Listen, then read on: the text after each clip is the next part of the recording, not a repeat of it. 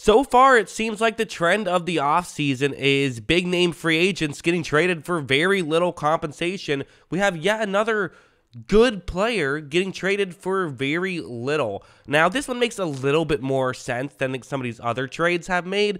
Gilmore is now 32 years old at the cornerback position. We don't know how many years he has left in him. We don't know if he has any years left in him potentially. So for a $12 million cap hit, there is a risk factor there, even more so than the risk factor you already get just with corners in general, because they are notoriously very fluky year in and year out. But for Gilmore, he is someone who, I should mention, has been traded to the Dallas Cowboys now for a 5th-round pick. If you didn't hear about it, just a 5th-round pick. It's a comp pick as well, so it's a late 5th-round pick. It's after all of the irregular 5th-round picks when it will be done, so not a very high draft pick at all. And it's this year, 2023, but still definitely a surprise for someone who is coming off of a great year in Indianapolis. Gilmore has consistently played well in several different uniforms now. I mean, this is someone who will now be playing for his 5th team, and the first 4 teams he played for all have pretty much nothing but positive things to say about him. Obviously, he was good for Buffalo. A lot of people were surprised at the contract New England gave him, but then understood it once he, was incredible for them for 4 years. One of those years winning Defensive Player of the Year. Then went to Carolina. Only had about 300 snaps, but had a good year in Carolina when he was healthy. Just wasn't that healthy. And then went to the Colts where he had a good year for the Indianapolis Colts. The Colts did not, though. The Colts had a rough year. The Colts, thought they would be competitive and weren't. So them moving off of Gilmore makes some sense here. I'm a little surprised all they were able to get was a 5th-round pick, though. You would have thought some team that's trying to be competitive now maybe would have given more, but at the same time, teams want to get younger, not older typically. And you're not going to find a lot of teams that are willing to pay a ton of draft capital for a corner who is now 32, who is, even if he's coming off of good years, does have some injuries under his belt. There's a risk factor. I still would have thought he would have gotten more than a comp 5th personally, but there is a risk factor there. However, it's a good move for the Cowboys. I mean, I think it's a great move for the Cowboys, quite frankly. This is something where, I don't know, it's just a move that again, at the end of the day, I always talk about how corners, you just want to get a lot of guys in the room, right?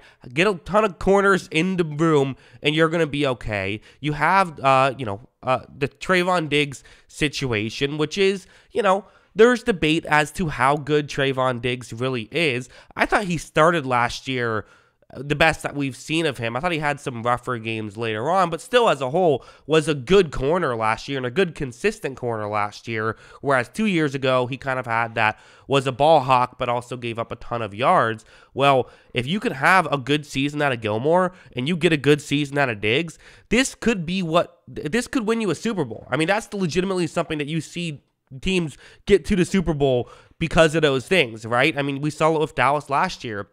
I thought with the, or Dallas last year. You saw it with Philadelphia last year with James Bradberry and Darius Slay. They had a good corner. They took a flyer on Bradberry. It hit. This feels like a very similar move, and it's interesting to see the NFC East today all gearing up. The Eagles got Rashad Penny. Okay, maybe that's not as big of a move, but he's still a good player. Should be good for them. The Cowboys now with Gilmore, the Giants with Darren Waller. And at the end of the day, if you can get good players for basically no draft capital, I mean, the chances of that 5th-round pick being, anything more than a special teamer is low. Not zero, but it's low. The odds are that they're not going to be a serious contributor, whereas Gilmore is someone who will at least be a contributor unless he completely falls off a cliff, has a chance of being a Pro Bowl caliber player even at this point in his career. And if this is starting to become a trend, if teams are just doing this, I do think you have to start to wonder, is there a strategy here of, maybe don't spend big in free agency, but instead get some of these veterans who find themselves on the trading block? I can see the logic behind it because, again, for the cornerback market, there were some good corners available. You could have gone out and signed a good corner, and maybe there's less of a risk factor in doing so. But is there, is there as high of a ceiling if you do something like that? I think that's a fair question. Gilmore is someone who has won a Defensive Player of the Year, and I think will be very good for the Dallas Cowboys. Now, again, the Cowboys still have some work to do, I think. I said this is a move that could win you a Super Bowl. I think Dallas still has plenty of work to get themselves to that point, though. I think that they still could use some secondary receivers. I thought CeeDee Lamb had his best year last year in a true number one type role, but, Michael Gallup was back coming off of injury and didn't look himself, I thought, and the rest of the receiving help just didn't work out there. They still have to, re-sign Dalton Schultz, so that's something to have to pay attention to. So there's still, to me, the receiving options is a big question mark. Personally, I do think that's a big question mark, but you know what? They needed a corner as well. That was kind of an underrated thing that they needed to address, and so going out and addressing it in a way like this where, I don't know, if Gilmore has a good year at 32, that would not be weird. That would be kind of normal for a guy to have a good year at 32. It wouldn't be crazy if he fell off. That's kind of right around when corners tend to fall off, so who knows what'll happen, but again, I do think that with Gilmore, one thing that's interesting about him is, he ran I just have his page up right now. He ran a 4.4 in college, but he's never been someone who relies on his speed. He's always been more of a high IQ player than he is a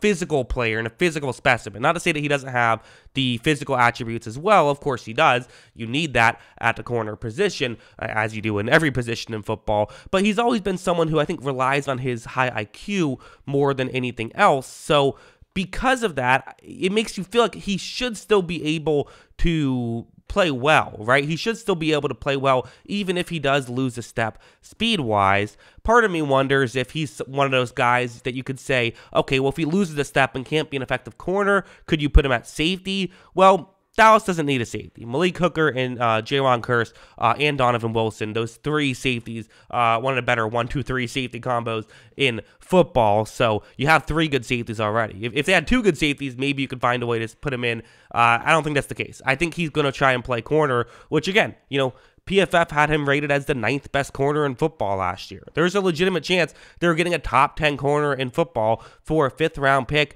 and just $12 million a year. It's only 1 year left on his deal, so you're not worrying about if it goes poorly getting stuck with a bad contract. The contract's over after this year. To me, it feels like a great low-risk, high-reward move. I understand why the Colts are doing it. They're rebuilding. They want to clear some cap space. Understood.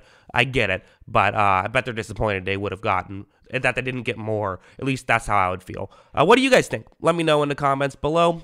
Always love hearing from you. And of course, as always, thanks for watching.